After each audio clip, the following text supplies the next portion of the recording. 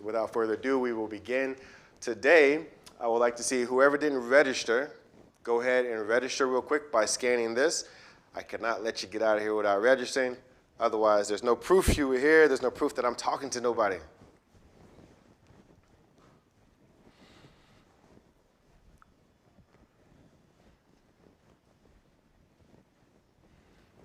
All right. So for those who are registered and registering, you still have to also check in. So go ahead and check in. If you haven't checked in yet, go ahead and scan this and check in. That means you will get the opportunity to get access to our email that's going to go after here for our feedback. That would be very important for us to figure out if this program, this structure is right for teaching and learning, and that would actually help us make some adjustments overall.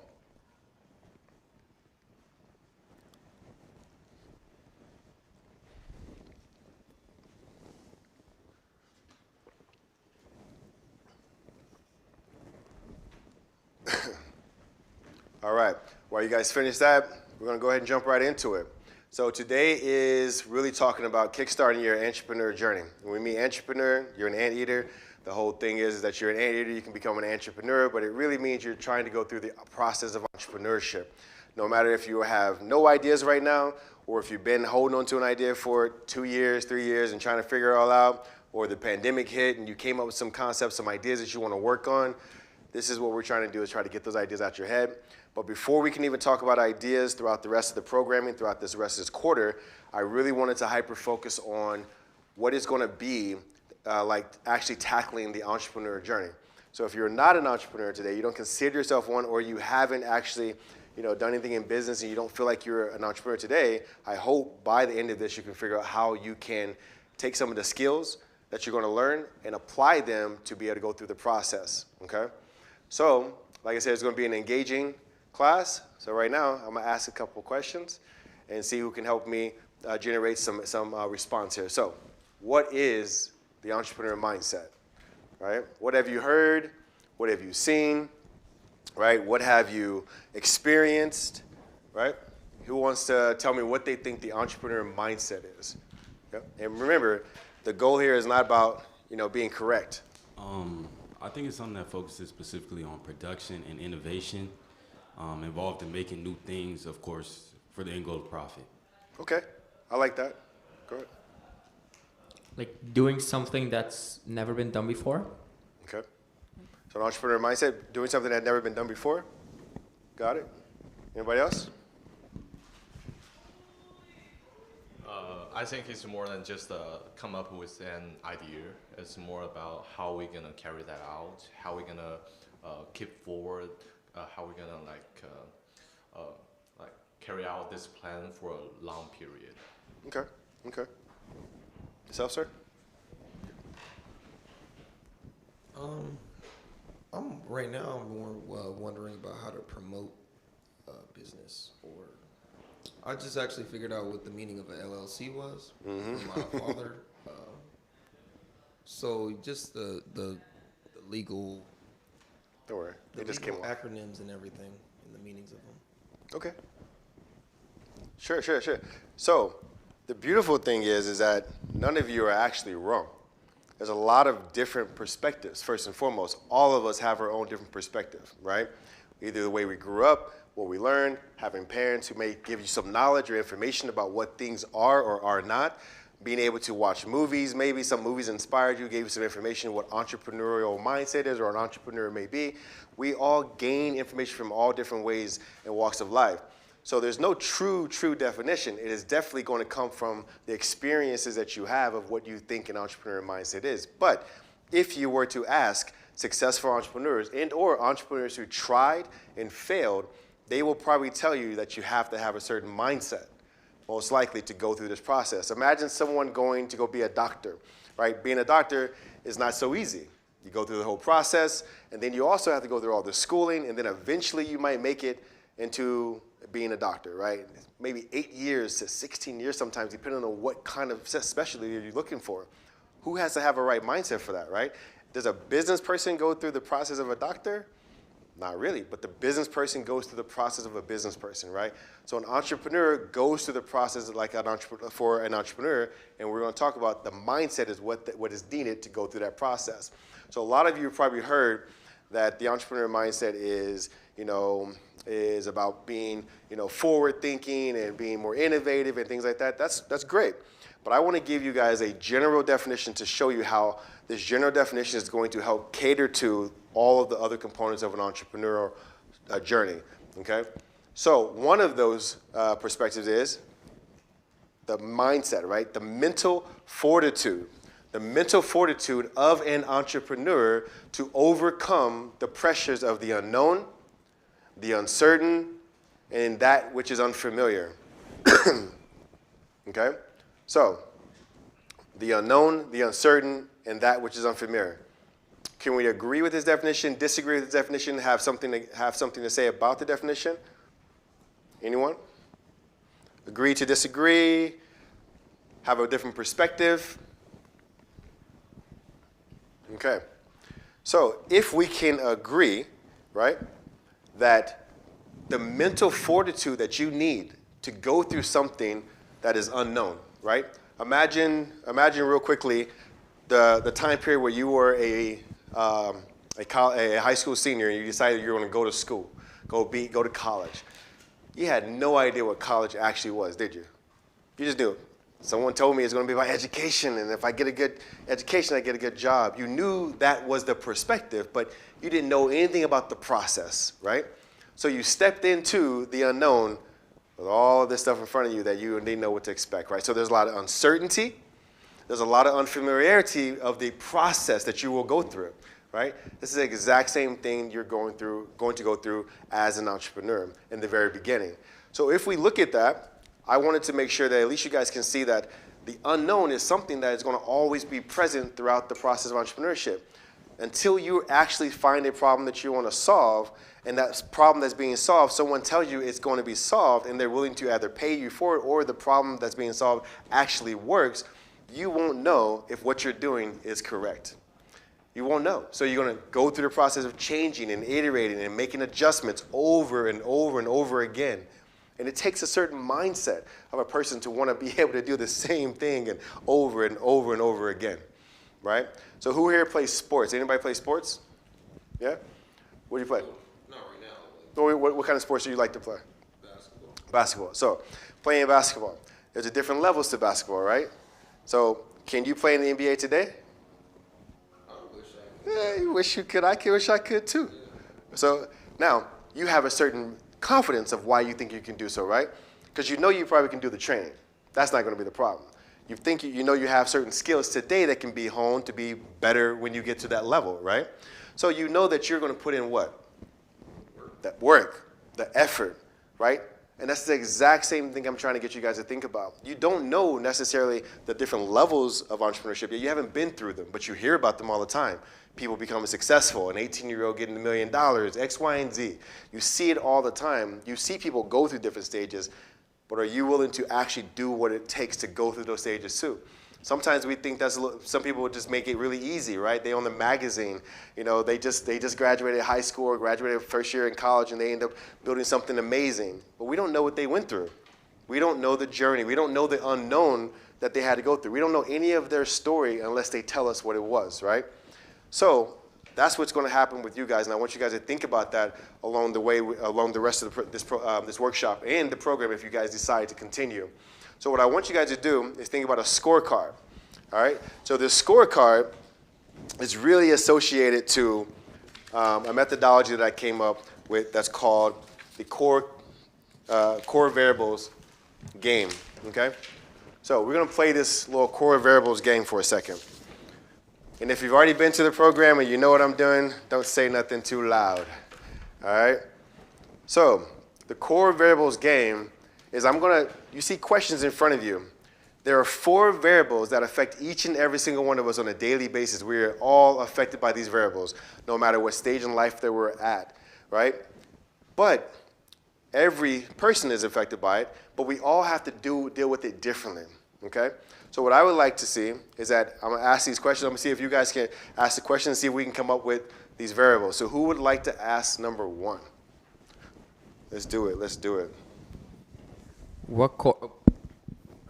Oh, no, you're good. Is it You're working? good. Oh, what core variable is limited to 24 hours a day and must be allocated effectively to achieve success in both personal and professional life?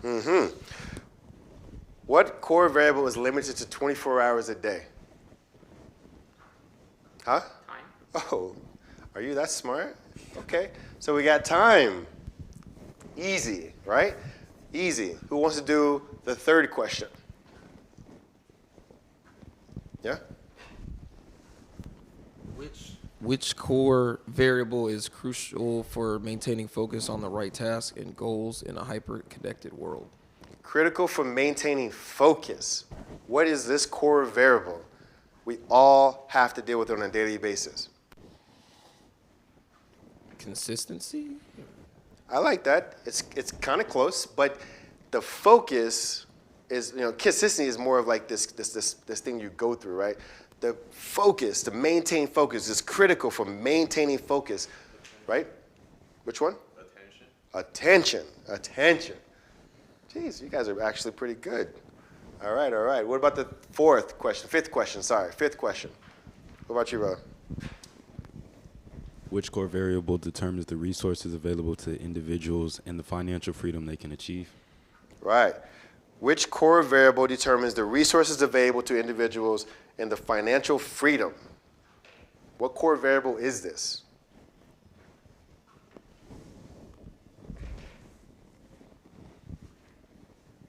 I'll read it out loud as well. Right? Which core variable determines the resources available to individuals and the financial freedom they can achieve? What variable is needed for financial freedom? Money. Man, I ain't even got to do the rest of the presentation. You guys are smart.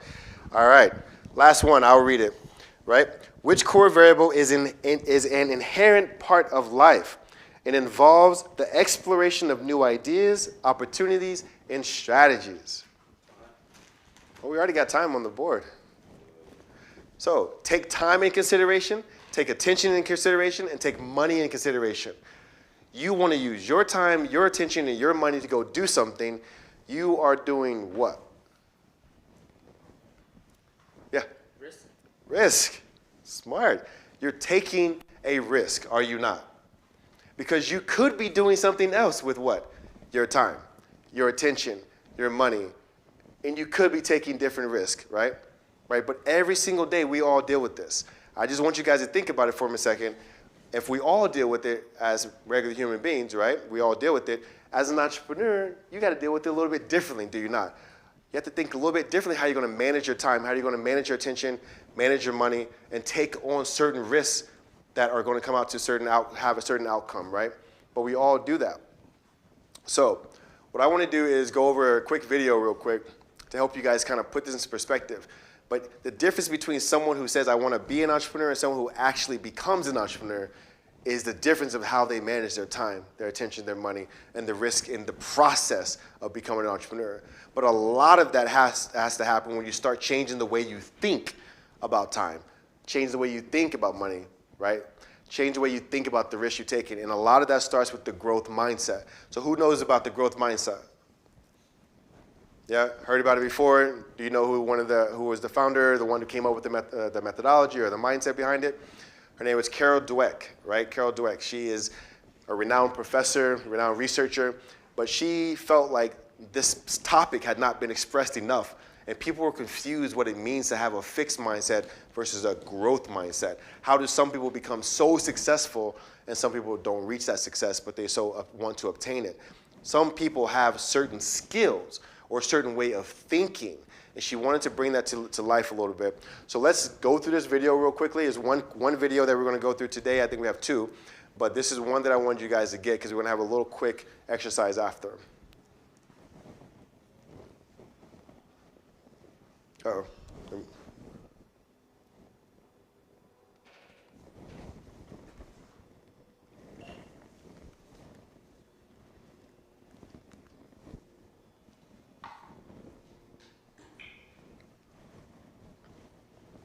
Researcher and Professor Carol Dweck uses the term mindset to describe the way people think about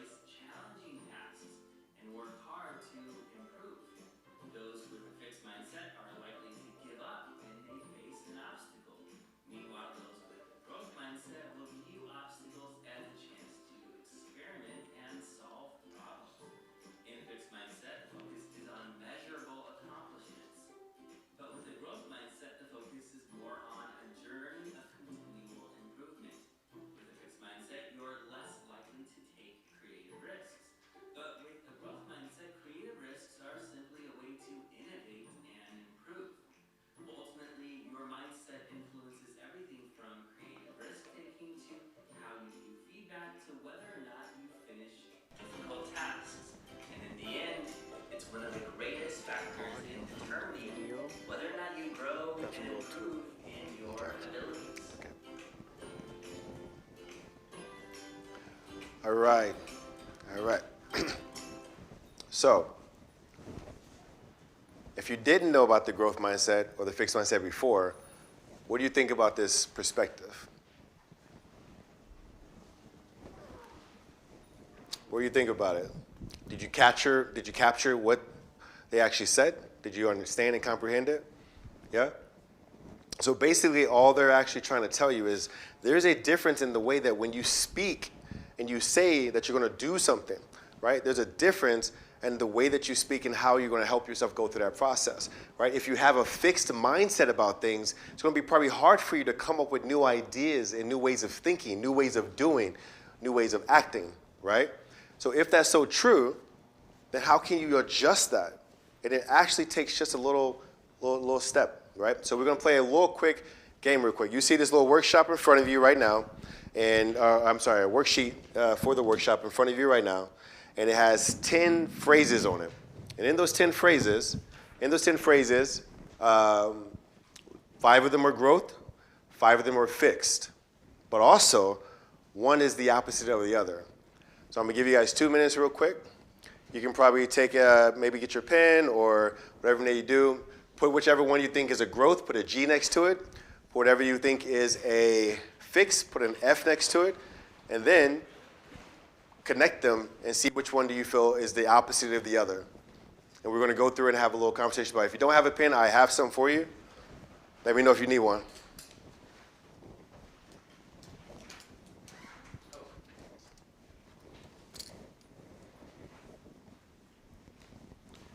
Which one do you think is a growth? Which one do you think is a fixed phrase, right?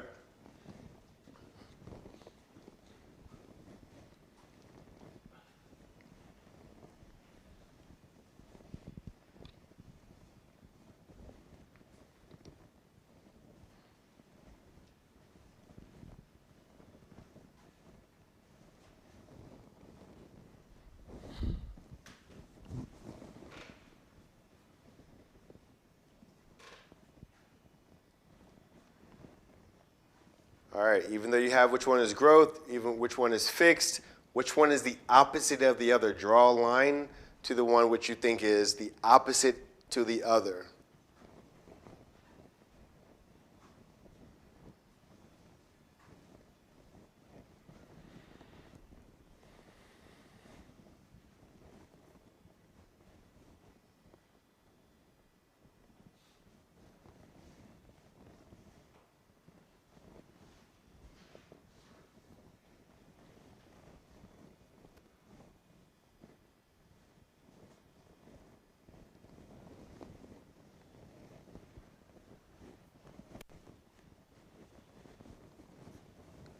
Okay.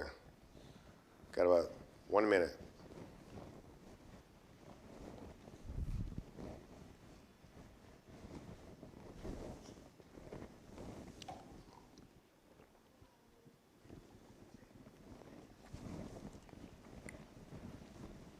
Hey. Oh, come in, for sure. Oh, that's okay. Oh yeah, no problem. So, I'll give you a few things real quick, and then you can jump right in. I'll re-explain where we are right now. All right, so where we are right now, have you ever heard of the growth mindset versus fixed mindset? Okay, so a growth mindset is more positive way of thinking, a more affirmation way of thinking, and a fixed mindset is more of a stale or a stagnant way of thinking, okay?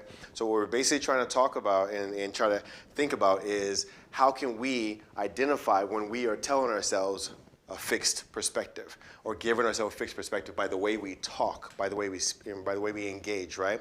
So what you have in front of you is 10 phrases. 10 phrases, 5 of them are fixed, 5 of them are growth, and 1 is the opposite of the other. So go ahead, I'll give you 2 minutes real quick. Just put G next to the one that is growth. Put F next to the one you think is fixed. You don't have to be right. I'm gonna show you, I'm gonna explain to you how you be right, but go ahead and put G or F next to the one you think is growth or fixed mindset phrase, okay? And so the reason why I'm actually having you guys, you can go ahead, but the reason why I'm actually having you guys do this is because sometimes we could be the ones who stop ourselves from doing things. We can tell ourselves, I'm no good at this, man, I come from a different background, I don't know if I'm even capable of doing it. We can have other people tell us that we're not good at something. Why? Because they know us for who we are today versus who we want to become in the future. So if we are always talking about, man, I'm going to be a business owner, I'm going to be this, I'm going to do that, I'm going to make this different kind of money, I'm going to do this or that, and everyone around us, our friends or our family is like, man, that's not you. You don't do those type of things. How are you going to do those type of things? What do you mean? No one in our family is an entrepreneur or something like that, right? What if other people told you things and you actually believed them and you stopped yourself from actually thinking about the opportunities that you could have in the future, right? Sometimes it's other people that get in our way of helping us or where we're trying to go within our goals or things that we want to accomplish or successes, right? People can get in the way. Environments can get in the way. Circumstances get in the way. Think about people during the pandemic, right? How many people probably started businesses in 2020 and literally their product businesses or their service businesses? Imagine how many of those people put all their money, effort, time, energy, and took that risk, and then the pandemic happened, and guess what happened? They couldn't do it, right? A lot of people could not do what they wanted to do. Some people started businesses during the pandemic, didn't they? Made a lot of money, had a lot of success, right? Some people wanted to start a business during the pandemic, did not start a business during the pandemic, right? Even some of the successful people who have started multiple companies before had a large problems with their company or whatever it may be. They decided to just relax. They didn't even think about the next innovation that they could probably be engaged in or next industries that could be impacted because of the pandemic, right? So some people came out of it with value. Some people came out of it with a lot of rest. Some people came out of it a little sick. Some people came out of it with new ideas they want to work on.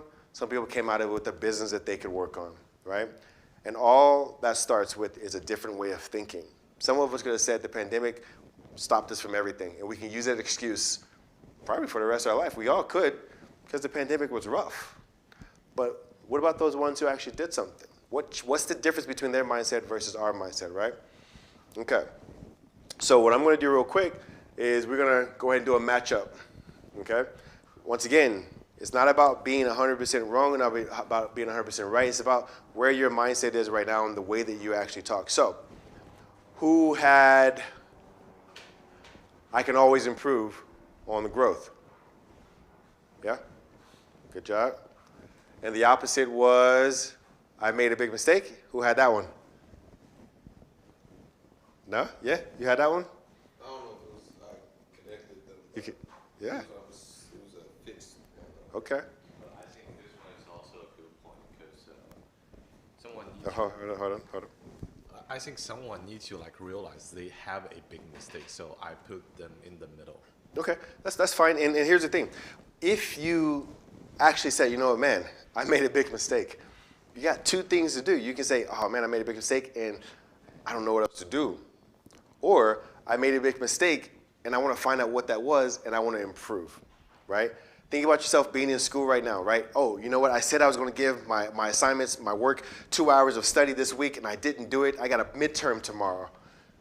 You know you didn't give yourself 2 hours, right? So because you know you didn't give yourself 2 hours, that was a big mistake. But now you can say next time, oh, you know what? I'm not going to do that next time. I'm going to actually figure out a schedule. So I'm going to improve something. I'm going to adjust something, right? So what about plan B is an option?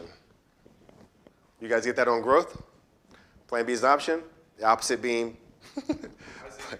Plan B is an option, is a fixed mindset. I think plan B is always a must. But here's the thing.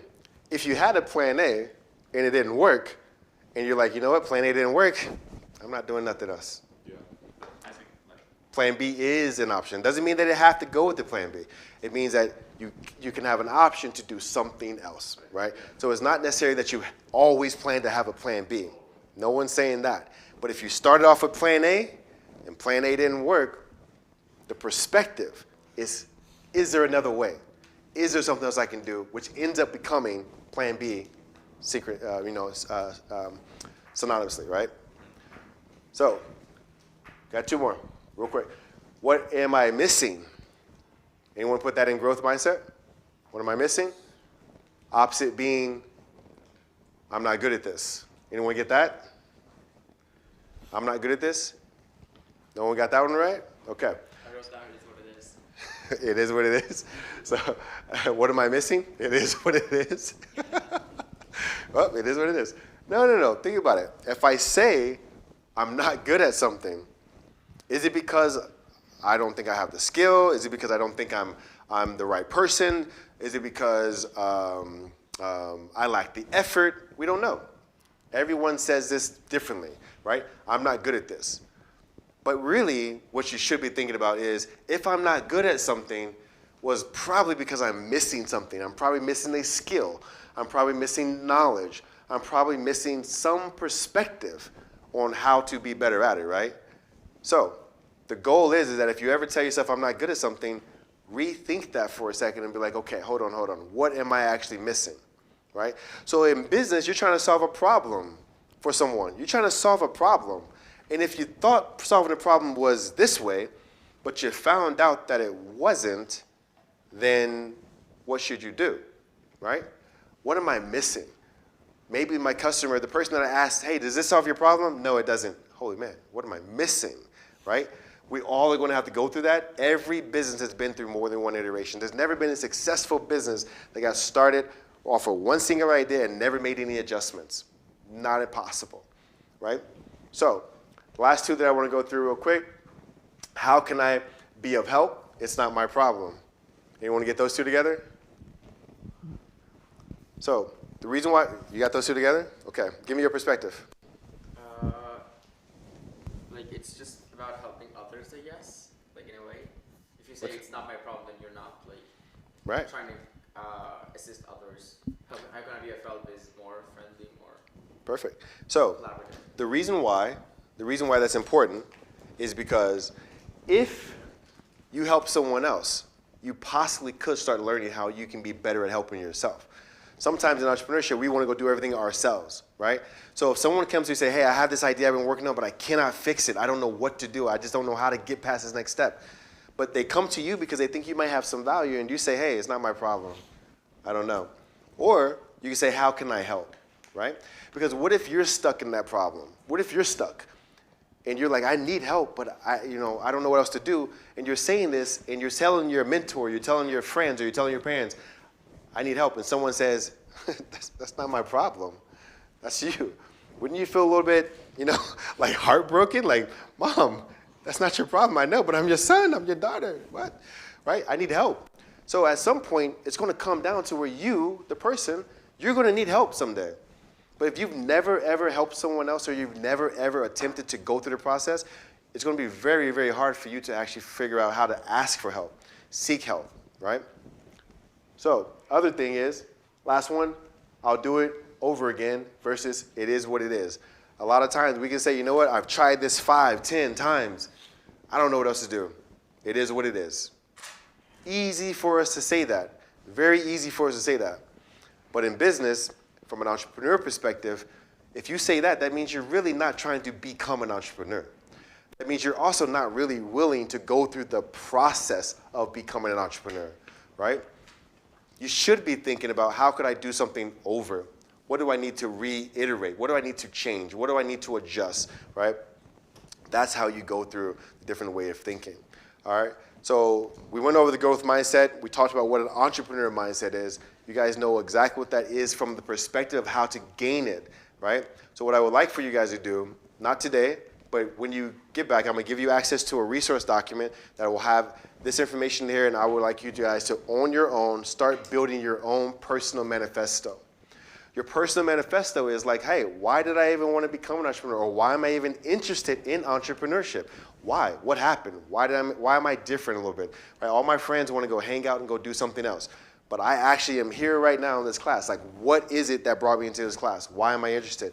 I would like for you guys to write about a moment in time where you were able to overcome a challenge that was full of unknowns, right? Write about a moment in time when you were able to overcome a challenge that was full of unknowns. So I'm not asking you guys to do that now, but Raise your hand if you've been through some challenges that you didn't know what the heck this was going to be about, but you've been through some challenges, right? Doesn't matter whatever life challenges they are, right? I want you guys to think about it. How did you get through that, right? Because getting through something that was unknown, but actually beating that challenge or going through the process of beating that challenge, there takes a certain mindset.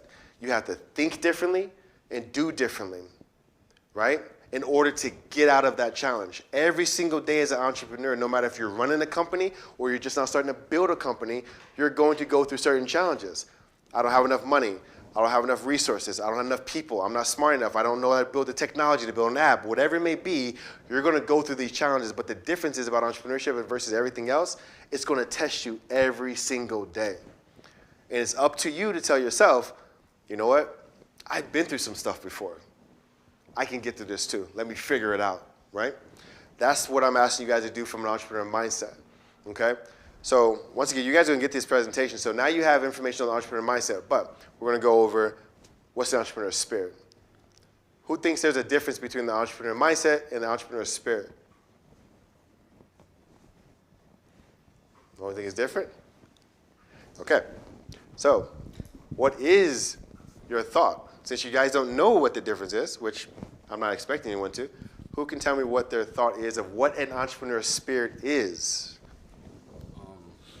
As opposed to like a mindset which I feel like can be trained, engaged. I feel like the entrepreneur spirit is something that's inherently inside you, something that makes you want to push those limits and create. Like that, like that. Okay. Something that will help you push that limit, right? To push through the process. Anyone else who has their other thought, their own perspective? Remember, one of the best things about entrepreneurship is your perspective is your perspective. However you see the world, however you see things, is how you see it. You see a particular problem you want to solve. Maybe someone else doesn't see it as a problem, right? So, anyone else? Entrepreneur spirit, your own thoughts. To build off on that, I was just going to say confidence. It just takes confidence, like it's a spirit. Like just letting people know what you're trying to do and being open about it, because it can't grow like on your own. Got it. So basically, if you don't say nothing, no one knows nothing. But being more forward about it, that steps you into, that's getting you out of your own head, getting you out of your own environment, and now she knows, he knows. And maybe there's a similar connection, right? And we never would have known unless you would have said something. Love that. All right. So, entrepreneur spirit, once again, there is no definition, right? There is no real definition. And the reason why there's no real definition is because it is left up to your perspective, left up to your experiences. How did you gain your entrepreneur spirit, right? So the entrepreneur spirit, I'm going to give a definition to that's very general. But I want to see if you guys can agree with this definition and how it's going to cater to what we said about the entrepreneur mindset. You'll have access to that later. Don't worry about it, all right? So the definition is, it is a gift that drives, right, and motivates the ambition of an entrepreneur to act with purpose against that which is considered the status quo, right? It is a gift, right? All of us have a reason why we want to become an entrepreneur or gain entrepreneurial skills, right? Maybe we want to work for a company and we want to be a better employee, but as an employee, we want to be growth thinking. We want to be more innovative, and we want to be able to go up the ranks from being able to be an entry to being able to be an executive. We want to do that in 5 years. How are you going to do that if you don't know or begin to build the process, right? Something has to drive you.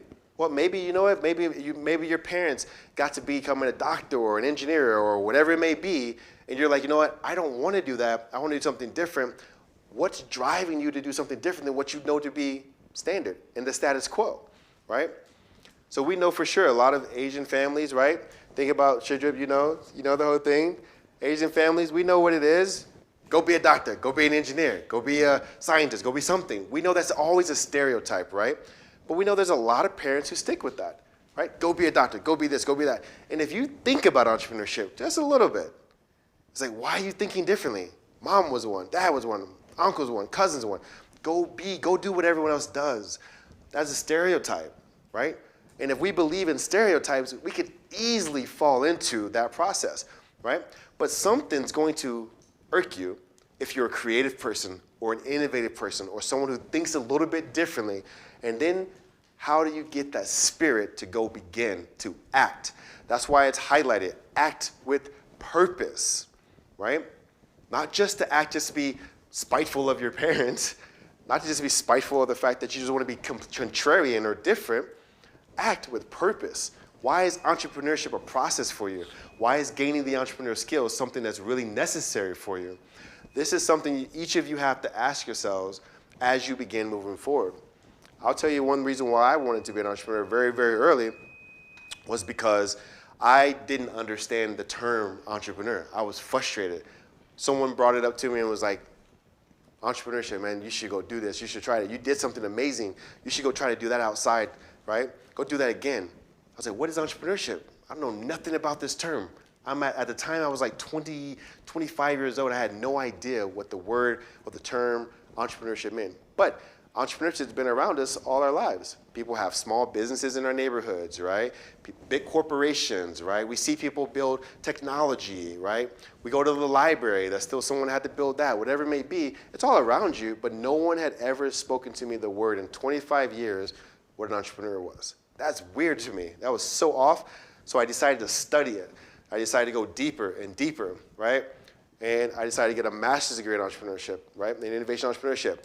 That taught me the different understandings and the processes, and then that got me into the space of entrepreneurship, right? But I wanted to be different. I want to say, hey, the status quo is not telling people things. Let me go deeper, right? So that drove me into the process of wanting to be an entrepreneur, okay? So what I want you guys to do is think about, in another scorecard, is how can you test your entrepreneurial spirit, right? And I'm going to share with you a different methodology that you guys have probably never heard of. And it's really just the basis of being different energies. You guys have heard the whole thing of positive energy, negative energy, right? So a lot of times, negativity can hold you back from pursuing your dreams, right? No matter if it's your own negativity or everyone else around you or the environment, right? Maybe the economy. Right now we're in a downturn. The economy is really tough to do things. Maybe that's just something that tells you, you know, I don't want to try anything. Why? Because the economy is crazy. Let me just go get something that's very secure, right? We all might want that. But so certain negative drivers will keep you from doing what you want to do. But then there's those positive drivers that we all have. But when you're starting to do something brand new, you're always going to have uncertainty, and you're always going to have unfamiliarity. What's the difference? Unfamiliarity is you don't know what it's going to take. You don't know the process, right? Uncertainty is you don't even know what the outcome could be. You don't know what the outcome is going to look like, but you could be willing to go through the process. So what could be a positive driver that could drive you forward to go through the process of entrepreneurship, right? So I put these quadrants here because each of us are going to find ourselves in these quadrants at some point. I can be uncertain about something, but I can be positive that if I put forth the effort, I could probably get there. We talked about it earlier in MBA, right?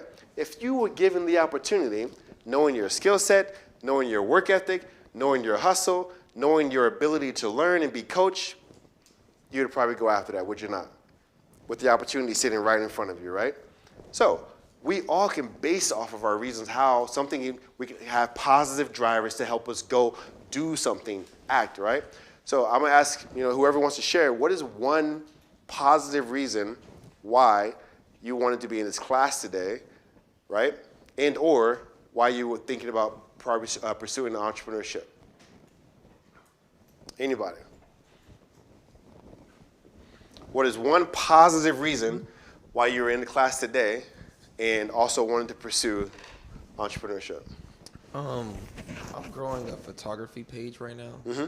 I'm just been trying to promote it on campus, and just trying to grow it. It's like social media, so Yep. slow from the beginning, but once you get like some traction, I guess. So the positivity for you is trying to gain a little bit of information or knowledge or resources to figure out how you grow, promote this business on campus right now. Yeah. Your goal is obviously probably much larger than campus, but you want to figure out how you do it right now, right? Yeah. Perfect. Anybody else? One positive reason why you're in class today and or why you want to pursue entrepreneurial skills? Anybody?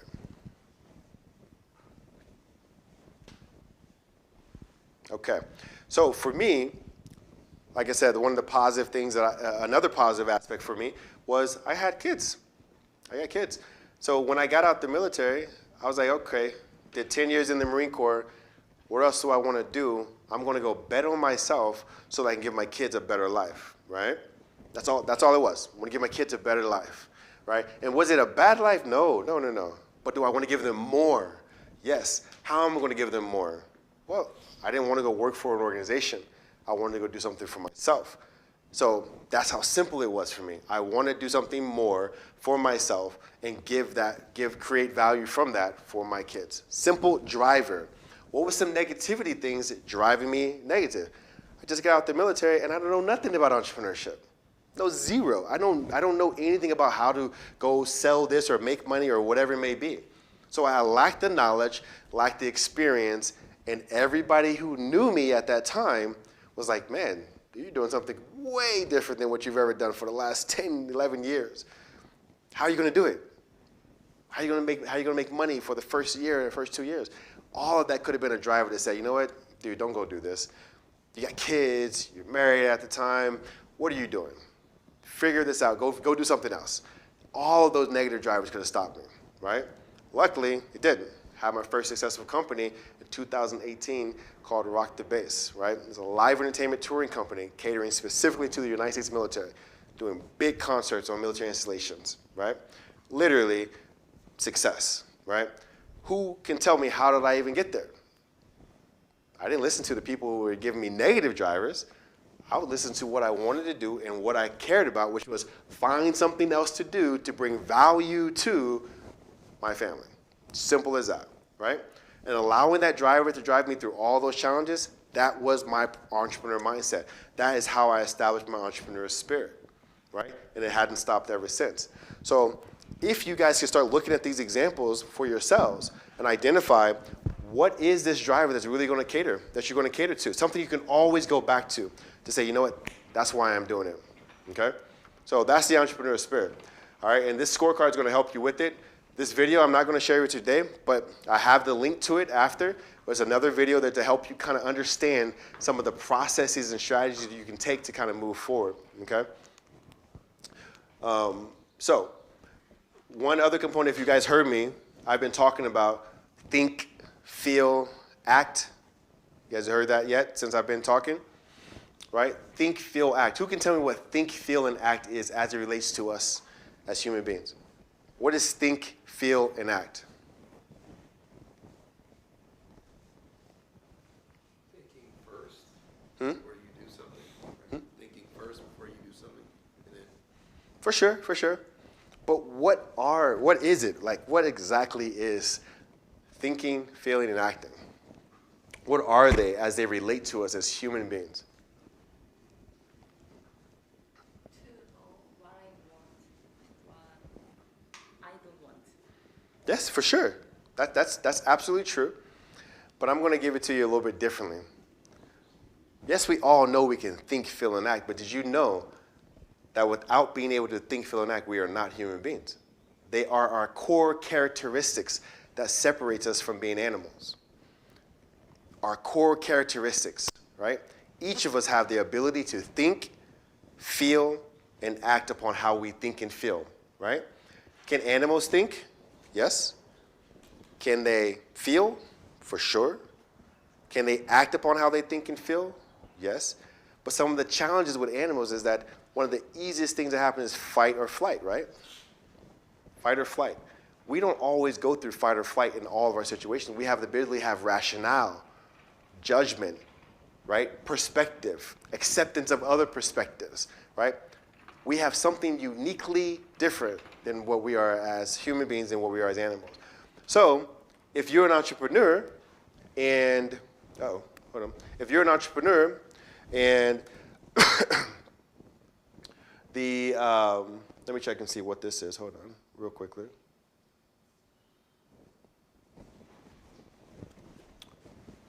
Hey, get Shidra before me, May. I know what that is. So, there we go. So, if you look at this a little bit differently, right? Thinking and feeling and acting is our core characteristics as human beings. Well, what about when you grow, when you're born into this world, right? Everyone is already teaching you how to think, right? From the moment you're born, you're taught how to think, you're taught how to feel, and you're taught how to act, right? They're different. From your parents, from your teachers, from your family, you're developing, you're learning. You're in this development phase, right?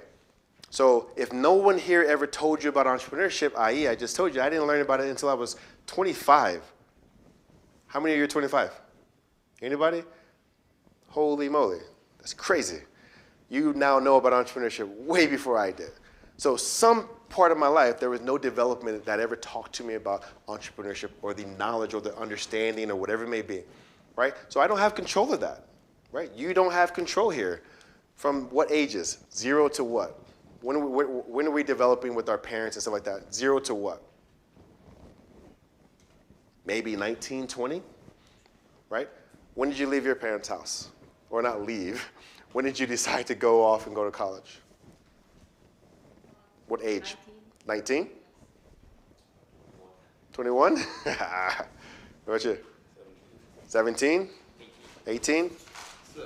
17, right? All different times, right? So what if someone told you what I'm telling you now and more that I'm going to tell you over this program? What if I told you all this stuff at age 10?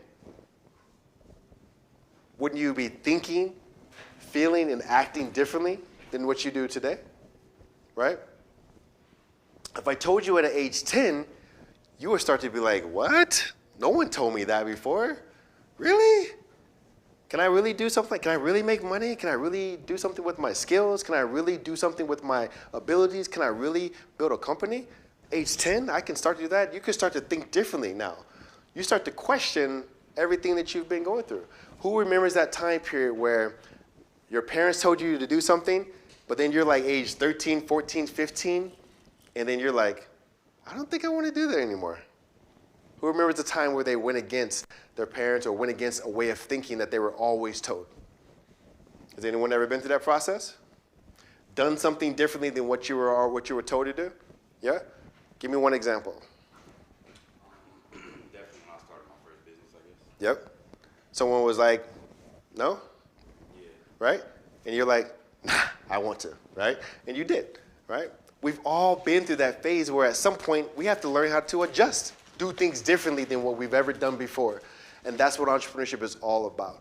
If you think you can do the same thing and be the same person, that is not the way of entrepreneurship. You have to adjust. You have to want to grow yourself, grow your knowledge, grow your experience, grow your perspective, right? And then at some point, you are the only person making all the decisions, right? So even though you left your home at 17, 19, 21, right? When did you stop? When did you end up having to make all your own decisions? Or do you guys all make all your own decisions today? Every single decision, right? Probably not. Probably not every single decision, right? What about you? You make every single decision right now for yourself, right? So at some point, that wasn't the case, right? At some point. And then eventually, it happens. You start making your own decisions, right? Doing things differently, acting differently, thinking differently, all of it's up to you, right? That level of development is what I'm asking you guys to start inherently building into yourself right now, right? Because you cannot be a college student right now in school, hyper-focused on your degree, and then want to pursue entrepreneurship but not make different decisions, not think differently about how you're going to spend your time, how you're going to spend your attention, right? Because if you say you're going to give something your time, you better give it your attention, right? And if you're going to give something your time and attention and you're looking to build an idea, you better be willing to figure out how you're going to have some money for that idea. Because the money is going to be needed to move that idea forward, right? So if you're getting paid today from the work that you do, but not even 1%, 2%, 3%, 4%, 5% goes towards your business, towards your idea, then you're not betting on yourself that this idea is even possible. Why could someone else want to buy your product, your service, or your technology, right? At some point, you got to make the decision. I wanted you guys to see this from a different perspective. Thinking, feeling, acting, we all go through it. But as entrepreneurs, we manage it differently. We do it differently. We think about it a little bit differently. We go through the process of using these characteristics a little bit different than the everyday person. So I'm going to give you guys, who knows about Jack Ma? Who knows who Jack Ma is? Okay. There's a short video that I want to share with you guys about who Jack Ma is. If you don't know who Jack Ma is, on the back of here is a little story of who he is. This is a founder story that I want to share with you. A person who never thought he was going to be an entrepreneur, but ended up becoming one of the most successful men in the world, most definitely one of the most successful men in China, definitely one of the largest businesses in the world. Do you guys know what Alibaba is? Yeah? That's Jack Ma. Huh? Which one? What's Alibaba? Yeah. Yeah, Alibaba. Yeah, I'm going to show you with you what Alibaba is right now. But all the products you think about with Shein, you ever heard Shein? The company Shein, yeah, it's always pushing clothing and products and stuff like that. You heard that new one, Temu. You see it on TikTok all the time right now. TEMU. Yeah? You never seen any of that yet? Okay, I'm not even on social media and I've seen it, guys. I have no TikTok account, okay? But these products and these companies, their strategies of learning how to push product from one country to the next country, the strategies have all been built through some of the best processes that Jack Ma built into Alibaba. So watch this story real quick. I want to share with you in about 3 minutes the history of Alibaba, okay?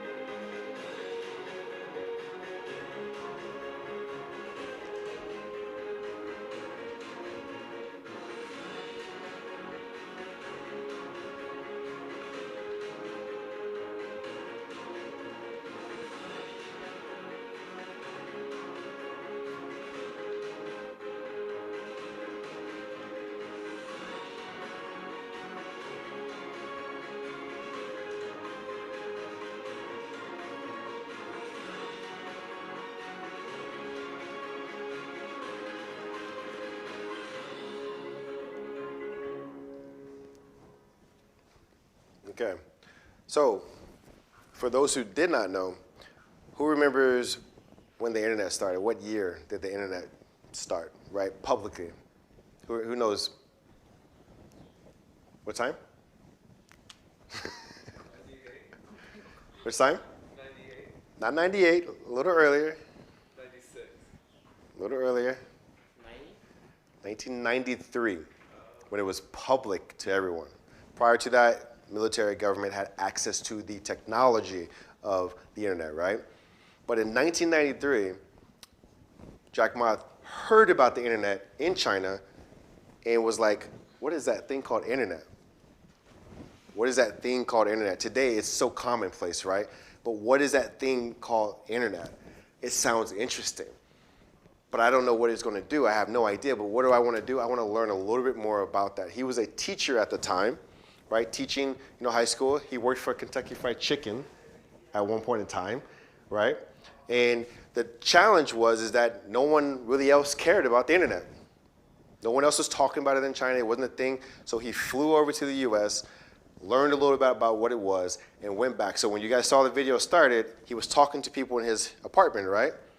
Those were partners and friends and people that he thought that he could share this information with. And there was about 19 people in the room, right? Maybe I got the number wrong, about 19, 20 people in the room. And he asked his friends, he said, look, I don't know much about this, but I'm going to learn about it. And I think we could really do something with this thing called the internet, right? What can we do with it? We could potentially do things like this. Take our products, ship them to other countries. We can have it on the internet where other people can see our products, purchase our products over that, right? Thinking about it, but not knowing what the actual outcome could possibly be. As we talked earlier, you don't know what the outcome is, but you know something sounds interesting, right? So what ended up happening, out of those 19 people, how many people do you think actually jumped on board? None? That would be horrible to have friends and nobody jump on board. Whew. They said you were friends, buddy. Give me a number. Give me a number. How many people do you think jumped on board? About 3? I think it was about 3. Okay? 3 people. And each of those 3 called him crazy. By the way, they said, you're crazy, but I'm willing to join you. All the other people were like, you're crazy and I'm not going to join you. Okay? So, as we saw the story of Alibaba, right? We saw every year. You guys remember the thing called SARS? Yeah. Right? SARS, like 2000, 2001. Also during the time period where we were dealing with war in the US, right? But SARS was happening the same thing as the pandemic as we have right now, right? Big challenge in China, huge. It was tearing up the whole country, right? And even the world, it actually traveled across the world, right? So he'd been through SARS, been through war, all the challenges between partnerships and global opportunities, been through multiple different iterations of the company. As you saw at one point in time when SARS came up, they couldn't ship certain things, so they were able to build a whole nother technology sector in the company to be able to build a better e-commerce thing where they could actually show people products and they can pre-order products, right? Think about that. And then today you saw one of the options in the video was the warehouse, all using robots, right? We heard about that about Amazon. Everything Amazon got information from, right? Alibaba was doing these things way before, right? You think about going into the grocery store and being able to scan a product and get information about a product on your phone. That was already being done at some of the grocery stores in China and out from Alibaba, right? Being innovative. Yes, sir. So if Alibaba is like a multi-vendor superstore for everything, which I know it as, if that's the case, then how is Amazon successful? If it's the same business model, is it just because it's in a different country? A lot of times, right? But operationally, right, Amazon does things that that companies just cannot do. They just don't have the knowledge or understanding, but they have their own methodologies, right? I mean, they have certain principles that they stand by that keeps things going and keeping them afloat, right? I know one thing that's really unique about them is that if you go into a meeting, you don't go into a meeting with PowerPoint presentations. You go into a meeting with actual documents that look like that, 6 pages of what you thought about the ideas and the products that people are talking about. And you talk about 5, 10 people with 6 pages of documents, and the meeting doesn't end until everyone goes through their documents, right? And then they go through and start doing red penning and figuring out what the right solution really is. That's a methodology that not a lot of people do, but they are so on to that. That may be what usually keeps them above par, right? But it doesn't mean you can't do something similar, right? Everybody wants to create the next Amazon, but you can't create the next Amazon. You can do similar things and have your own methodologies and create a better version of what you want even during the similar processes, right? So the reason why I wanted to show you guys those things is because we've been talking about it, the entrepreneur mindset, the entrepreneur spirit. Now you've identified kind of what the journey of an entrepreneur is like. Even though you may not know him, he's from China, doesn't matter. The journey of an entrepreneur is always going to have those unknowns, those uncertains, and the things that are unfamiliar. You never know what the process is going to be. You just got to go through it, right? So I wanted to share that with you guys. If you get a chance, read about it. I printed it out for you so you can have it. Ask me more questions about it, and I'll share you more about the story.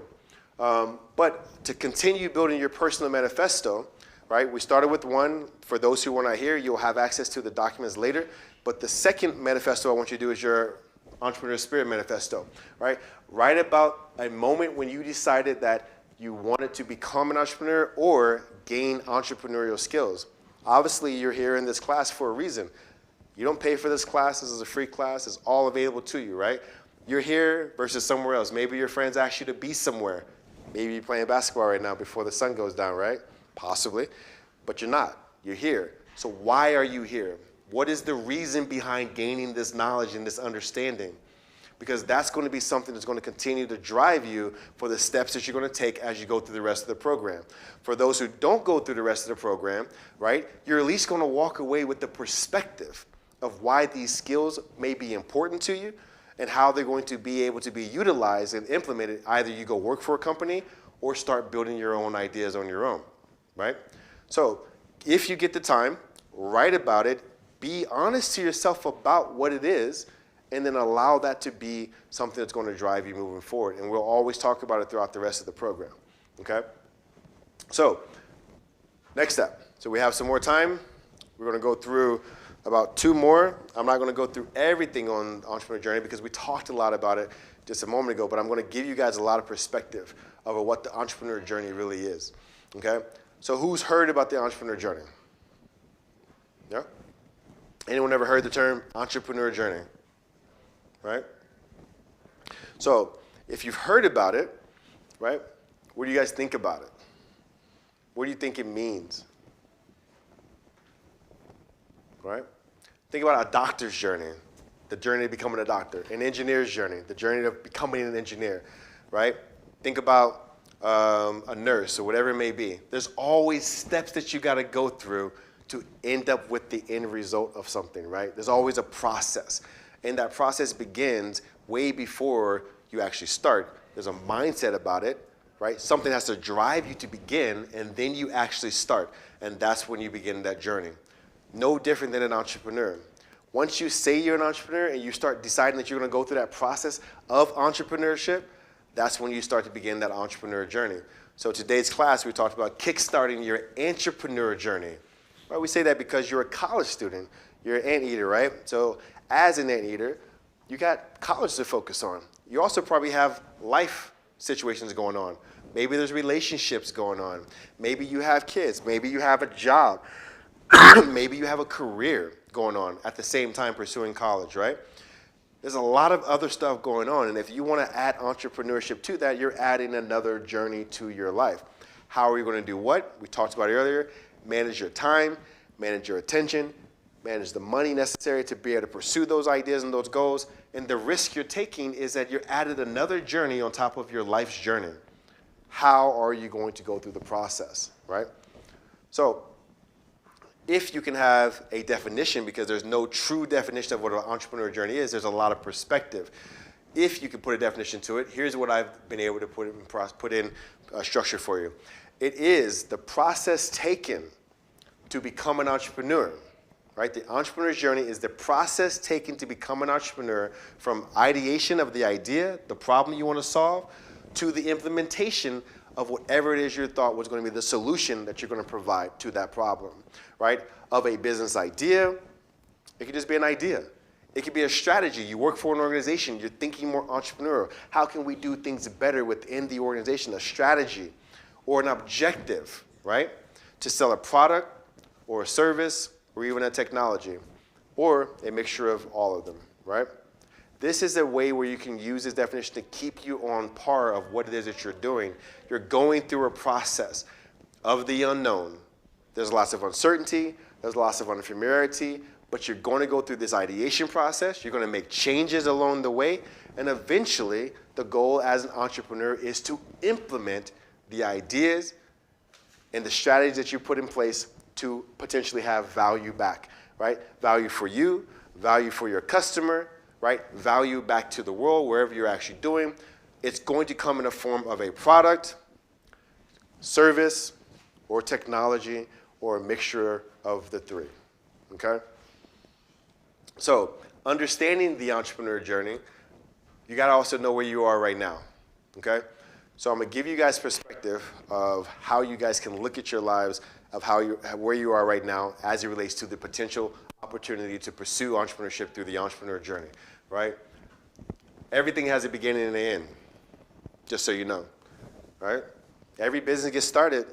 At some point, businesses have an end, okay? Our lives begin, our lives end. Throughout that process of beginning and end, as it relates to entrepreneurship, we have to think about a couple different things. We talked about earlier, time spent pursuing the process of entrepreneurship, money used to pursue the process of entrepreneurship, and the potential risk taken to pursue entrepreneurship. Depending on when you actually start that process, right, is when you start to realize how much time and money and risk you have, right? So who knows what score means as it relates to a number? What is a score? From a numerical standpoint, not from a gaming standpoint, what is a score? What's a score? Right? If a dozen is 12, a score is what? If a couple is 2, a score is what? 20, right? 20, right? You ever heard 4 score 7 years ago? Oh, okay, all the American stuff that we like, yeah? Okay. Think about it we only get about 5 scores in our life, guys, to be honest with you. We get about 5 scores in our lives. What you have learned, we talked about it earlier, when you're born, between the ages of 0 and when you left your parents' house, when we talked about it, you were being taught everything, were you not? You were learning, doing a lot of development, a lot of understanding, and a lot of gaining your awareness, gaining a perspective. A lot of that was delivered to you by the environment that you were in, and the people who were able to be influential in your environment, and eventually you started to figure out what it is that you want to step into. When you decided to come to UCI, right, or when you decided to step away from your mom's house, right, at some point, what happened? You had only a couple options. You only have a couple options. You got 4 options, right? You want to pursue higher education or go to college? That's one thing. Want to have a job or a career? You could have started early. You could have got a career. Some people get careers early. You see those little 11-year-old kids getting hired by Google? Like, what? 11-year-old kid? Shidra was one of them. Smart kids getting hired by Google really early. How are you going to get a career so early, okay? Some of us don't get that opportunity. What about job? Maybe you started a job at 17. Like you said, you guys walked out at 17, right? Okay, 17, you started a job. Start making money. But you want to stay in that job. 9 to 5, career, depends. Okay, cool. Entrepreneurship. I'm not going to go to school. I'm not going to get a job. I'm going to pursue entrepreneurship. You probably only knew about that because someone told you about it earlier on. And you're like, hey, I might think I want to do something like that. What about higher education? Right? What about unemployment? You all are choosing higher education. How many are in higher education and unemployed at the moment? Right? It's challenging, is it not, to be and do both, right? Now imagine being unemployed, higher education, and trying to be an entrepreneur. Holy moly. It's an added journey, right? Imagine being in a career right now, working for a company, creating a lot of value for the company, but then you come up with an idea and you want to then pursue building your company. Imagine that, right? What I'm trying to get you guys to think about is that right now between the ages of 20 and 40, which all of you are over the age of 20, as I think we just talked about, right? This is where you have the most time in your life to pursue the process, to go through the unknown, to go through the challenges, right? The uncertainties. This is where you have the most time to invest in your life. And the reason why I'm saying that is not because of everything is, like we said, it's not the status quo that I'm going to say. I'm just giving you perspective.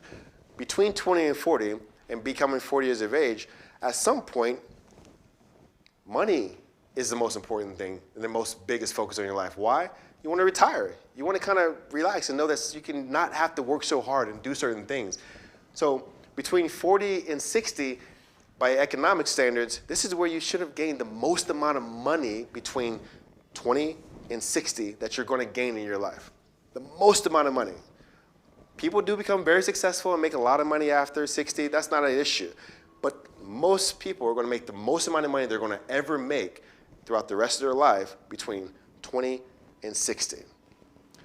And if that's so true, what are you doing with that, right? If you want to pursue entrepreneurship, how are you actually managing your own stuff to give yourself the best chance to go through the process, right? That's what we're trying to get you to think, because other things start to kick in. You need a job. You need a career so you can sustain the lifestyle that you have, right? Sustain, maintain, keep, whatever you want to call it, but certain things become more important than your ideas being pursued. Family becomes important. Maybe you want a family. Maybe you spent your 20s all the way to your 40s not worrying about family, focus on career, focus on growing your net worth, all that great stuff, and now you want to do some things. That's cool, your decisions. But then you have to determine what's more important to you when you turn 40, right? What's important to you when you turn 40? Have you even thought about it? Kind of. I would say like a good foundation for my family. Right? Not too much work. So a foundation for a family is highly important at 40. And now you're what age? 18. What should you be doing now? Right?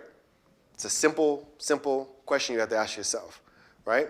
If I want this at this particular time, what is the process, the things that I must be doing along the way, right? And the reason why I'm giving you guys this now is, as an entrepreneur, when you start adding this entrepreneur process onto your life's journey, now you have to reorganize the way you think and the way you feel and the way that you act upon the way how you think and feel and do, right?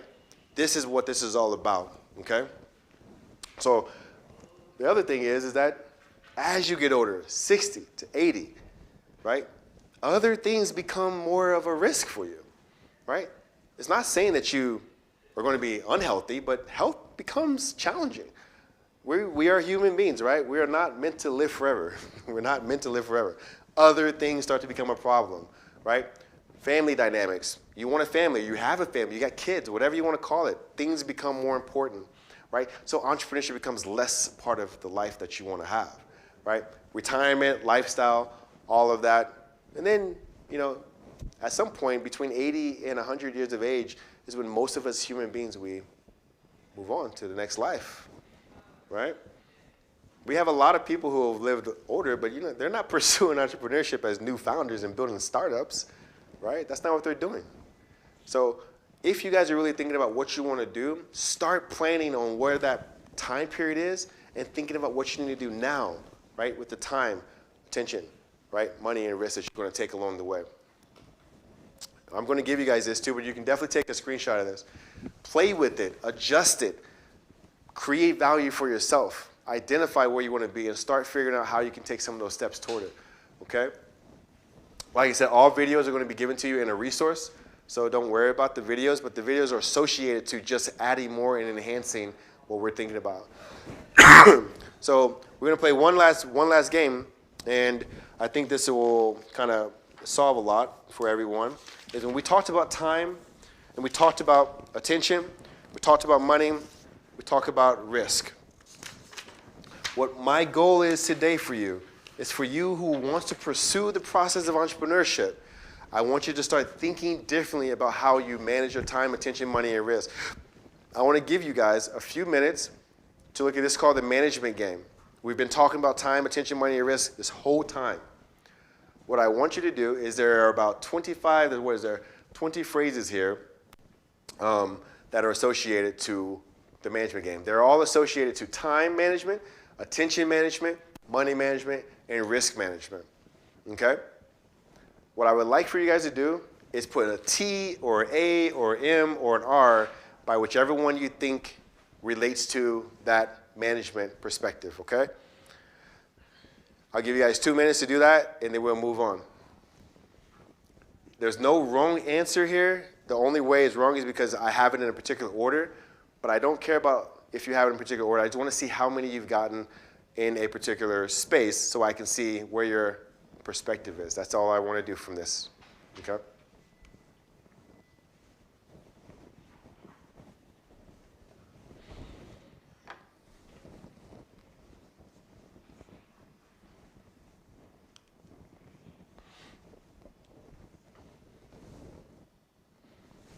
So for those who have to go, because we did start a little bit late, it is 6:30.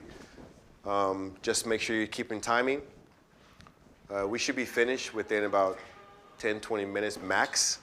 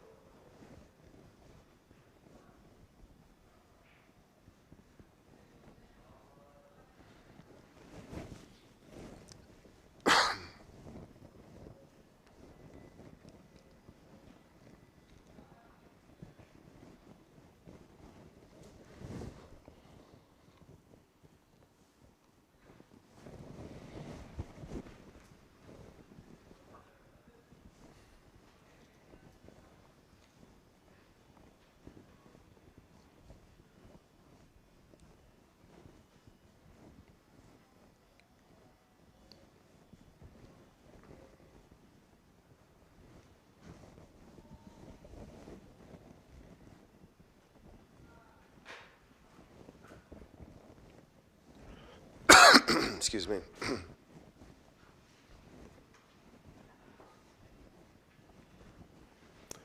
All right. Keep going. We got 2 minutes left. Or not 2 minutes. We got 1 minute left.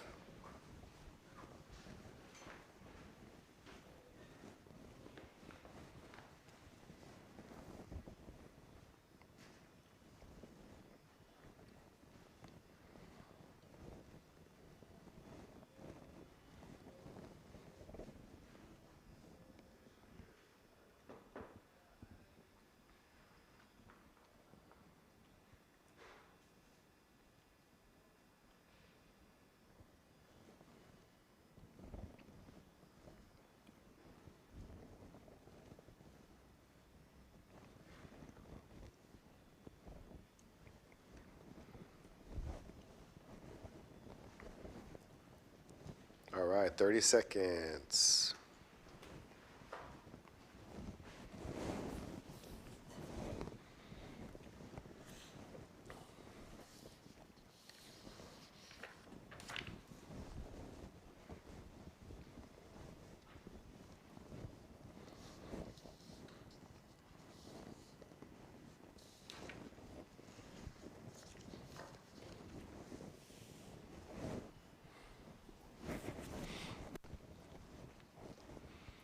Okay, guys. So I'm just going to go through these areas. I might pick one that we'll talk about in each variable, but I'm going to go through them real quickly.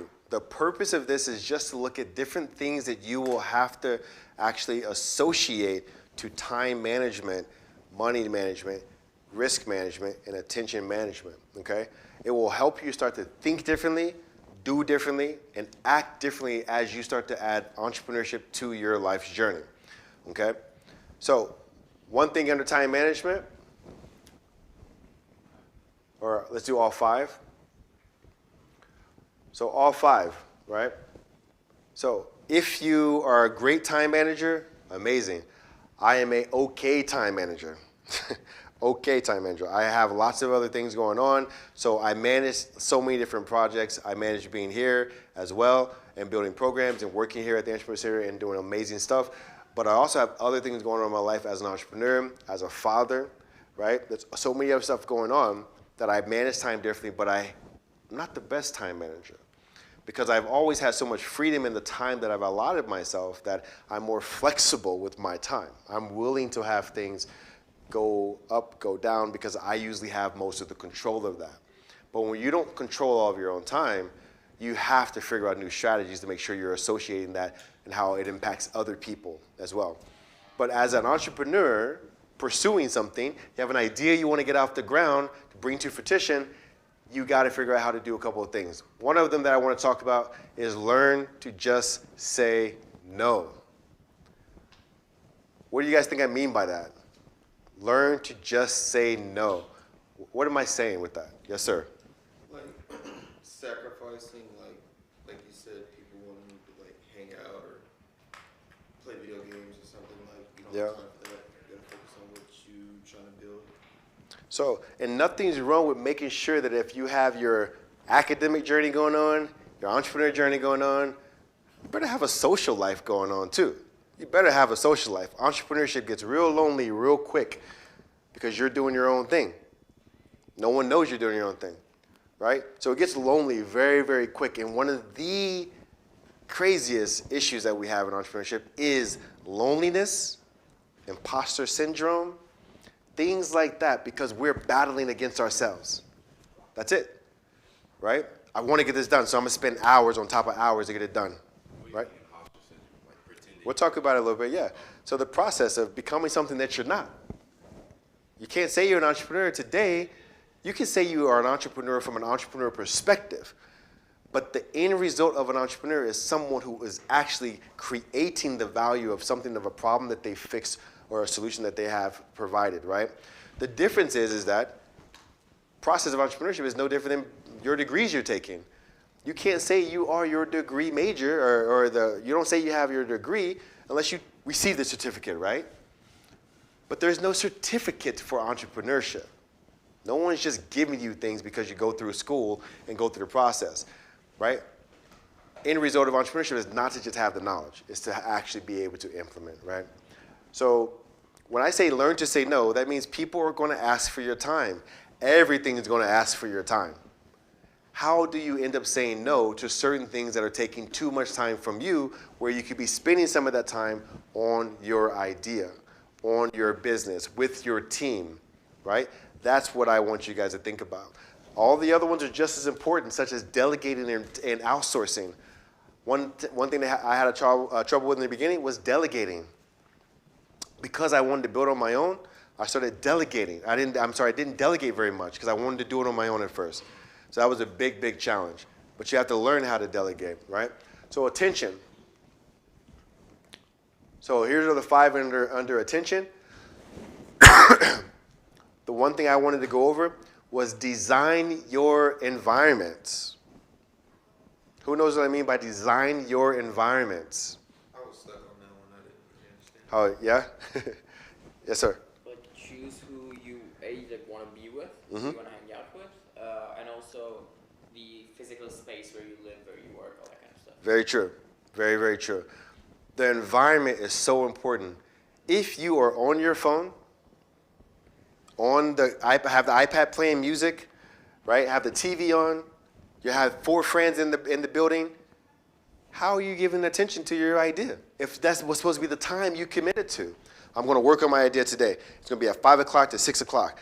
But everybody's over right now, right? You didn't even eat. Your stomach is hungry, right? It's growling. You're like, man, but you're giving it this your time. But other things are distracting you, right? Environments are so important. What about the environment, the people that are around you that are telling you, you're not going to be an entrepreneur. You don't know anything about entrepreneurship. Your family doesn't know nothing about entrepreneurship. Nobody's been successful in entrepreneurship. It's a struggle. It's a challenge. What about all of those people in your lives? They encompass they're in your environment. At some point, that will destroy you. To not have a positive well-being, a positive, well-structured environment around you to give you not only the confidence, the motivation, but to give you the freedom and space and energy to be able to pursue something, right? To give something your full, undivided attention, right? When was the last time, and this is not really a question to answer, it's really more like thinking about it. When is the last time you gave something your full attention and you were looking for an outcome and you were actually able to get that outcome? Without going through the story, can anyone raise their hand? They've done that recently or done that previously. We gave something your full attention and you actually got the outcome you were looking for. Yeah? If you haven't been through that process, that is something you should be pursuing.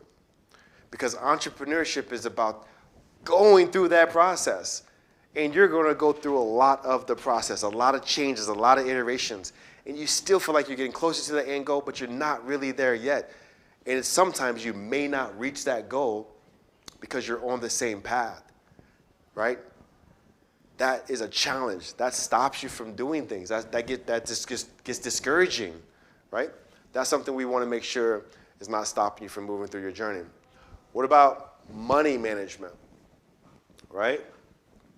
So here's the 5 out of the 20, right? The one I want you to go after is to save early and often. For those who are making any kind of money right now and have an idea that they want to bring to the market, pursue, put their time and attention to, it's going to cost you money. So any little bit of money put to the side to put towards your idea could really help out. Imagine this. What if you needed software? And software costs you, it's called $16 a month, but it costs you like $220 a year to get the software, right? But if you got the software today, and it's the software you need, and it was $80 today, and you have a week to purchase this before they close that window, would you go and figure out how to get $80? It's the software you need. If you have it, you're going to be able to move your ideas forward, but it costs you $80 and you don't have it right now. Would you figure out how to get that money? Right? That's no different than anything you're going to do throughout the whole process of your business. You're not going to always have the money. Why do you think people go after investment? Why do you think people are looking for mom and dad to actually be their early investors? Why do you think family and friends are going to be early investors, right? People don't always have the money, which is one of the biggest barriers in entrepreneurship. So if you're making any money right now, the goal is take a percentage from it. Always look at the 100%. Take 8%. Whatever that percent is, just be consistent with it. Because at some point, you're going to need money, and you're not going to necessarily have the money, but you would have saved that money, and that money would be able to be used for your idea. It's going to come a time where you're going to need it, and you don't have it. And that's going to be detrimental to your growth and ability to move forward. If you can ask someone for it, that also means getting it. You can ask. Someone's willing to give it to you, but do you know who that person is? Do you know where that money is coming from, right? That's what you have to identify early. If you can't do it for yourself, where can you go get it? If you can begin saving now, save as early as possible, even if it's $10, $20, because eventually that adds up to enough money to go execute, okay? That's the same way you have to think about it. If you learn to save early and often, guess what makes investors really happy? When you actually have a viable business that they're willing to invest in. They can feel very comfortable because you know money. You understand how to manage something else that was not there before and was growing, right? An investor wants their return, but what if you spend all their return because you're so used to just spending the money, right? You never pay them back. They're not going to be willing to invest in you, right? So having that kind of methodology and trusting yourself in that gives you a better opportunity if you're pursuing investment for your company. How about the last one? Risk management, right? So one of the things I want to talk about here is identifying barriers. Man, everybody's barriers are different. No one's is really the same. You guys are all college students. That's one barrier that you have in common, but you all are on all different academic journeys. So no one's journey is absolutely the same, right? You may be taking 22 credits this quarter. You may be taking 12. Different journey, probably in the same class, same degree program, but different journey, right? Since that's so true, you're taking different risk. Your barrier may be that you got to go to work, so you're only taking 12. Your barrier may be is that I have more time, and I'm actually just put too much more of my academic journey on my schedule, but I want to pursue this idea. Everybody's barrier is different. How can you eliminate some of those barriers? But first you have to identify them, right? Maybe some of those barriers are people. Certain people in your lives keep telling you, You're not going to do this. You can't make it. You can't be an entrepreneur. Why do you want to be an entrepreneur? All this mindset stuff that they keep playing with you. Maybe that's a barrier. How do you remove that barrier? Right? All I want you guys to think about is as you start to pursue this process of entrepreneurship, what is some barriers in your way? Identify them, put them in an order of influence in your life and impact, and try to remove them out of your way. Because the faster you start to remove barriers out of your way, personally, you will start to learn what it's like to remove barriers out of your way when you build your business. It's a strategy. Go ahead, sir. Like I definitely know what you mean when you say sometimes people are the biggest barriers. It's no secret that some people don't want to see you do better than them, and some Absolutely. people want to give you constructive criticism. And sometimes it's hard to decipher the difference. Like, how would you filter out and really know, okay, is this person trying to help me, or are they like trying to hinder me? They don't want to see my idea. Absolutely. You will know that person, and that person kind of came into your life somehow. If that person came into your life in a very positive way, you should probably look at everything that they are saying in a critical way, right? A positive, critical way, right? They're just a feedback way. If someone came into your life just via just engagement, via whatever, and they have no true impact on you in their decision, and they're speaking to you in this negative perspective, maybe there's some truths in their negative, but you're not willing to hear it. So you take every single negative and you cycle it through your positive perspective. That's why I was saying earlier, what is a positive driver that keeps you going? If they can't impact that positive driver, then nothing they say is actually going to stop you from doing what you're doing. But at least you can see, maybe there's something truth in what they're saying, but let me dig a little deeper. I know they're not able to impact my positive driver, right? So that's just one way to look at it. I don't ever look at negativity throughout the process, like when people speaking to me, because they're not going through the journey with me, right? If I have a partner and they're going through it with me, I take everything they say as a positive critique, right? A positive critique that may sound negative. But if you're not with me on the journey and you don't go through the process with me, and I value your opinion, I'm going to take it again as a positive. But if I don't value your opinion, or your opinion just doesn't have meaning to me, right? Not that I don't value it, just that I don't know you well enough to even know how to take your opinion, then you just take the criticism for what it is. And either you accept it and take little gold nuggets, or you just push it away, right? So everybody deals with it a lot differently. For me, I've been through enough of those challenges to know how I deal with it, and I just don't let anything that anyone says negative, it does not actually impact me at all. Right? So I've been able to go off of those experiences. So remember when I said earlier, write about a time where you've been through some crazy moments and you were able to get through it. Sometimes that's the moment where someone says something that you couldn't do something and you actually did it. Reminding yourself that you actually did something that someone said you couldn't do also helps you through this process when someone says something that you cannot do again, right? That's the way, that's the mind game you got to play with yourself. And that's what I meant by entrepreneur mindset. You use those moments to remind yourself, I've been there, done that, right? So that's one way to think about it. Any other questions on this one at all? Okay? So I just wanted to play this game so that you guys can really think about it. How are you using some of these or creating your own methodologies to manage your time, manage your attention, manage your money, and the risks that you're taking to pursue entrepreneurship, okay? What I would like for you to do is this one here, is write about a time when you had to complete a certain task with limited resources, such as time and money, right? So you guys are going to get this. I'm going to give you access to a resource, but this also goes onto your personal manifesto. Being able to do things with limited resources and actually accomplish it, it's an amazing feat. Think about it right now. You guys are in school. Who's a freshman? Freshman? Who's a junior, sophomore, senior? Where are you? Exchange. I know you're an international student, but what year? I'm an exchange student, so I'm only here for 2 quarters. For 2 quarters, right? So 2 quarters. What about you? I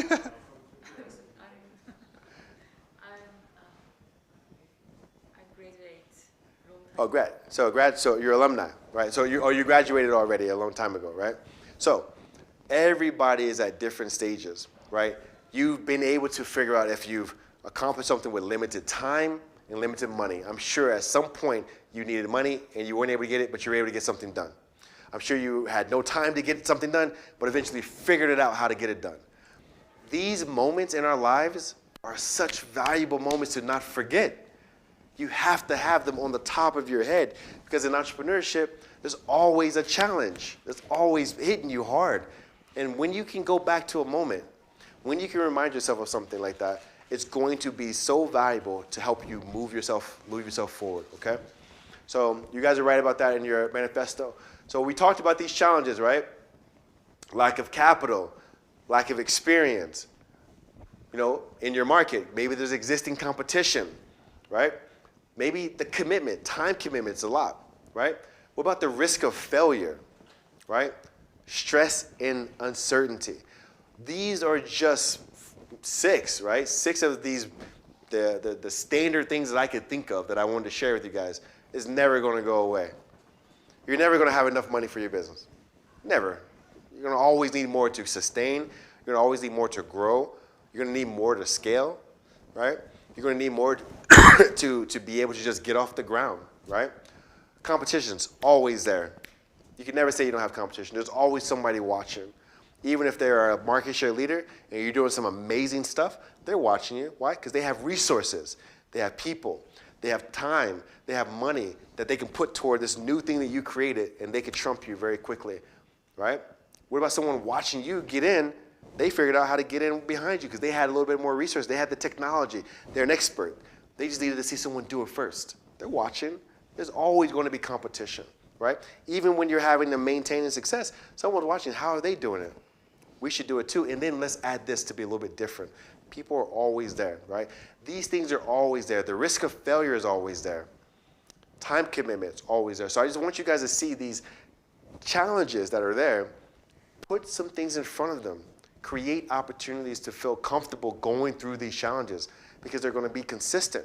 But as you go through the stages of these challenges, you're learning and proving to yourself that you can actually get through the process, right? That's all it is I want you to see. But if you got challenges, we obviously take on these challenges to pursue these opportunities.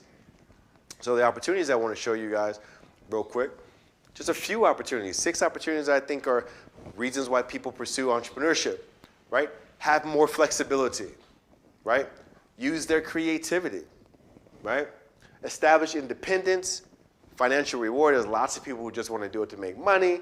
That's okay. Who wants to do big business to make money? I mean, who wants to be in entrepreneurship just to make money? Maybe not just to make money, but you want to make money, right? But there's some people who's like, you know what? I just want to make money. I don't care about nothing else. No impact. I just want to make some money. Why? Because I've never had enough money. I want to make more money. That's okay to have that mindset, but what are you going to do with that mindset? How are you going to build? What kind of business will you build with that? You have to be honest with yourself, right? What about personal fulfillment?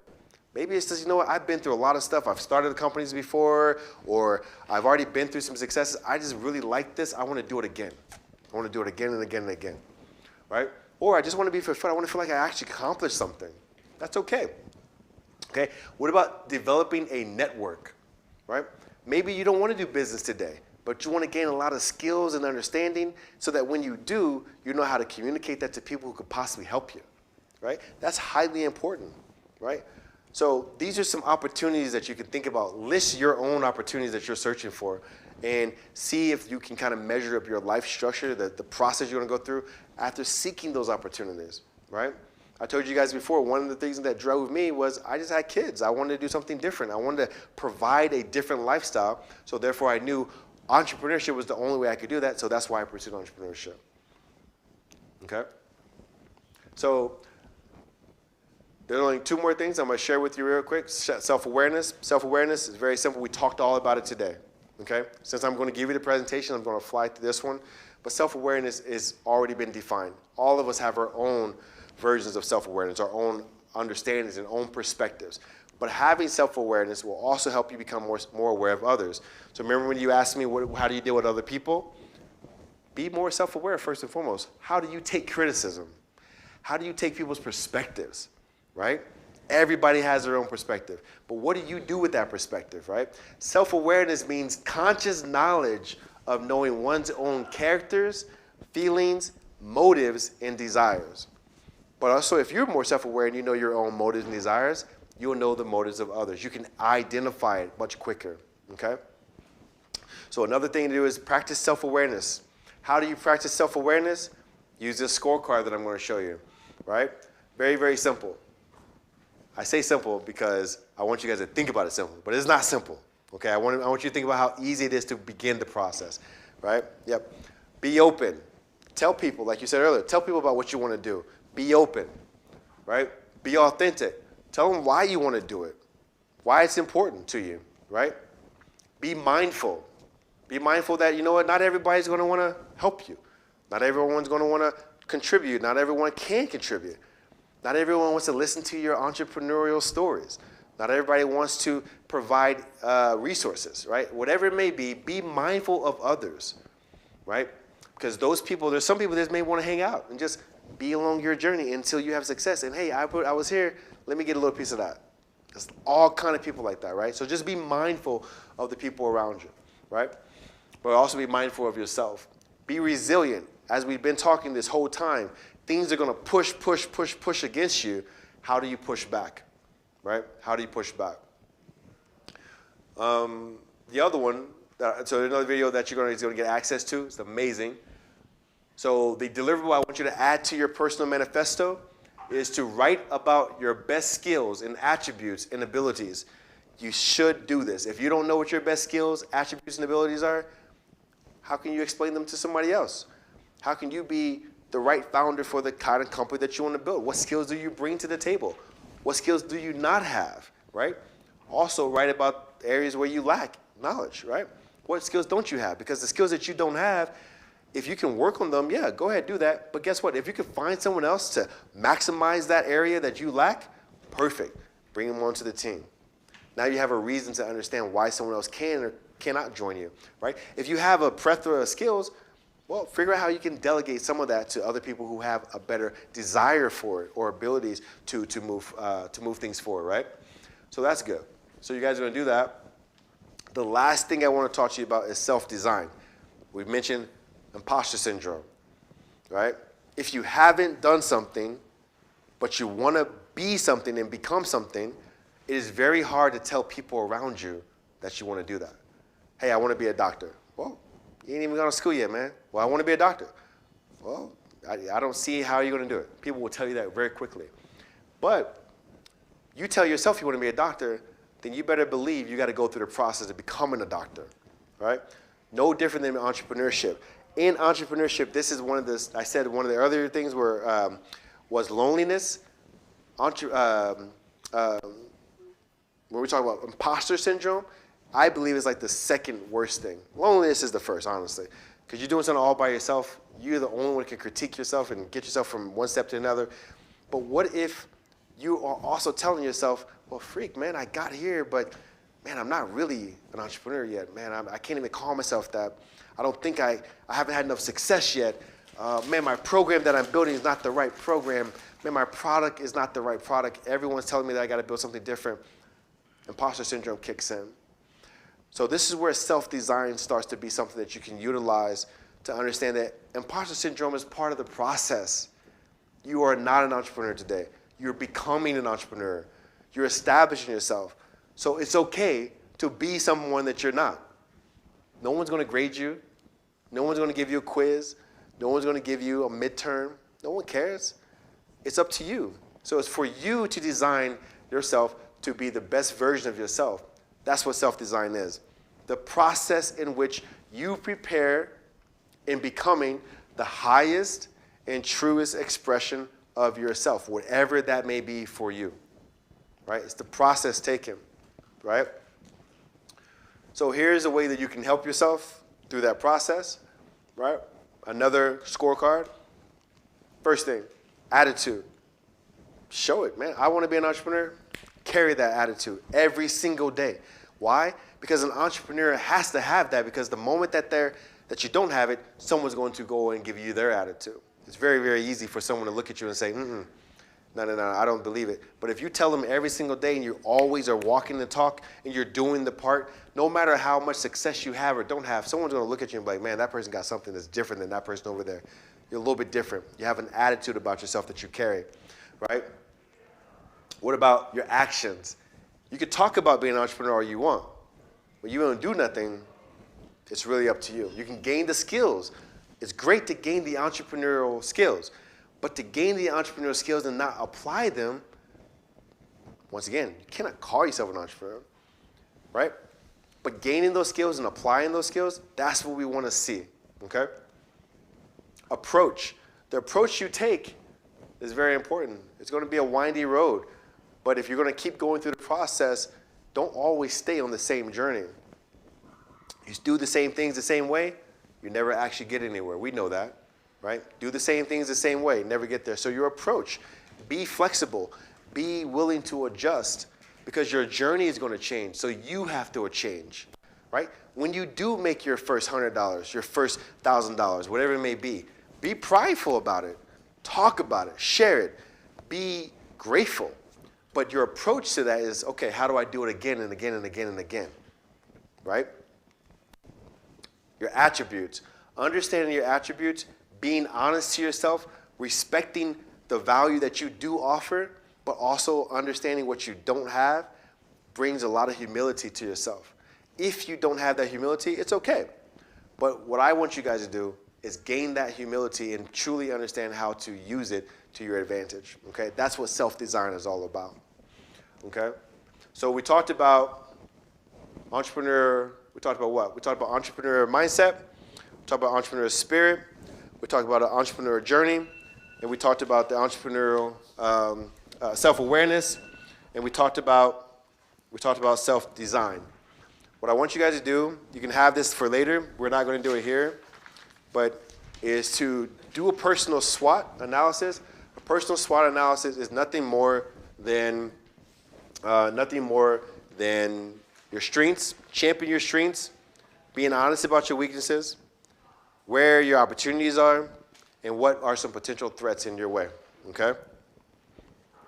So what I want you guys to do today is just, if you could, give one of them, put one of them down right now on each of the blocks, okay? I'm going to stop this one and I'm going to start another one real quickly.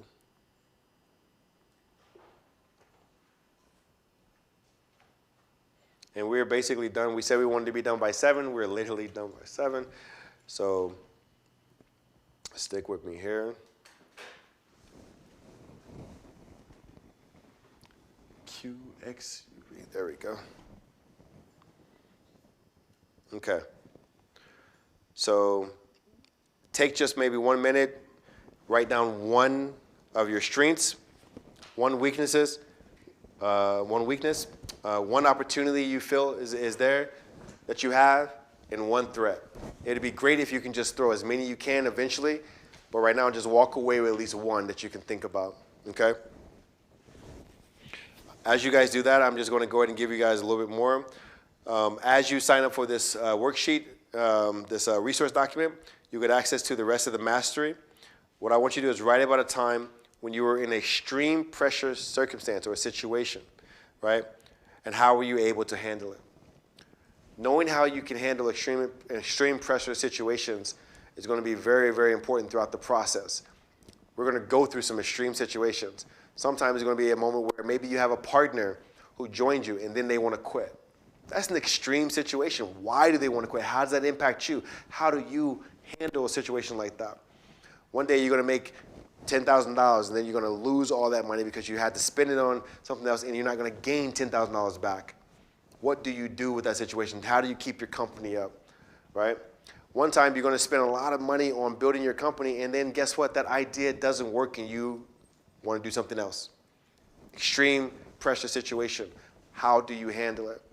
Sometimes the best way to do it is know how you handled previous situations, and that will help you throughout the process, okay? So what I would offer to you guys is this program today was really just to capture the mindset, but I want to be able to give you guys access to some resources beyond just the class, and the one way to do that is to collect some of our benefits, such as our t-shirts. So if you come to and set up a meeting with myself, with my other master students who are entrepreneurs and other coaches that we have here, set up 2 meetings with us, you'll get access to one of these shirts that we like you to wear. You can come to all of our events, you get different perks, you become part of the community, right? Oh, for sure, for sure. What do you actually do in the appointments? Huh? What do you actually do in the appointments? to doing the appointments that we did? Oh, whatever it is you want to do to build your company, right? Work on your idea. That's what the purpose is. Set up the meetings whenever you need us. It's up to you, right? We're on campus groups. You can always find us. All right. There's one more thing that I'm going to share with you. Oh, okay. So for now, I will get the other one to work. I think this was a template, but we will get that one to work. But nevertheless, set up a meeting with us. Go to campus group. Just set up a meeting. Throw 2 on your calendar. However far you got to do it, perfect. Doesn't matter. Set it up for us so we to work with you. Okay. Which one? Yeah. Take it. We have another one right there, and then right here I got some cards. All right. So these are nothing more than 52 cards in a deck, but when you come back to any events that we have, any programs that we have, anything that we do that you're involved in, you can gain one of these. You can remind us to gain one of these. Once you get 21, you could also get a shirt. If you actually get an ace, eventually, you get an ace, we have other subject matter experts, certain investors, people who have come down on our time to work with you guys, and actually you can meet with them and ask any questions that you need to about your business. So if you want to take one of these, come and take one. But you gotta take it blindfolded. You can't, not meaning that you can't access it, what it looks like. We're trying to get 21, right? So the moment you get 21, you get your access. So now you get one. Blackjack, basically. Basically blackjack. All right. So go ahead, take one, keep it with you. Can we go over 21? If you go over 21, you still got to get 21. Okay? So keep getting more. A part of the resource that I'm going to give you is the books. We have books for you guys that if you can tap into it, you're good. You can come in anytime and read any of these books or access some of these books over here. Can we There- borrow it for? Yeah, borrow it, bring it back. Is there any push pins or something? Pushpin, I think we have something, but I don't know where they are right now. And Oh God, this is like. yeah, so remember, knowledge is just as important as coming in and listening to other people who have experience. That's great. But what you can do, what'd you say? You can take. I was saying this a lot. Oh yeah, it's a lot. So don't throw too much of yourself. But one thing that you know, there's other ways to gain more information to add value to your journey. Okay. The last thing I will ask, please scan this and please give us feedback. These things are free. You guys came here. We want you to be here. We want other people to be here.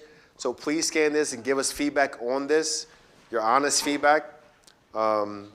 And we'll basically take it into consideration and start making some changes to create more value. But it'd be great that if you guys could do that. And I'll let my team know kind of what the results are. And also, can I have some round, please? It smells great in here during the meeting. Huh? Can I have some round, please? It smells great in here during the meeting. Absolutely. I haven't been doing much today, unfortunately, so. Oh, so sorry.